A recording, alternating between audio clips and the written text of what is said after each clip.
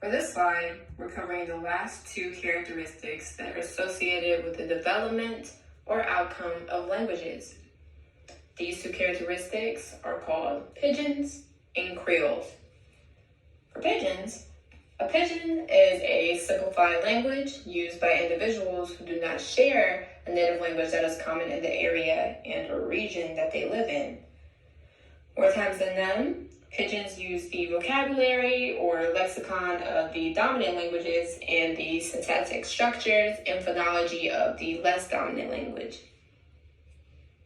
For creoles, or Creole languages, creoles are a derivative of the original form or concept of what a pidgin is. Creoles eventually create a stable language out of the dominant and less dominant languages used to form their own lexicon or vocabulary. Some creoles can remain non-dominant in their community if the expansion of the community wasn't big enough. Gullah is an example of a Creole language. Persons who speak Creole languages normally reside in Caribbean countries or states in the United States, such as Louisiana and Florida. An example of a pidgin word is picni, for child.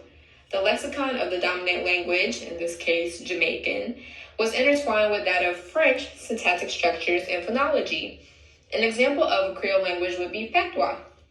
Patois is Jamaican Creole and is a product of West African, Jamaican, English, and French influences. For example, my grandmother is Jamaican and she speaks Patois fluently. I'm a bit rusty myself, but when she says wagwan, and what the girl looks sweet, or where they are me picnic, these are derivatives of English, which is the dominant language, and French. Wagwan is a shortened version of what's going on and is meant to say hey.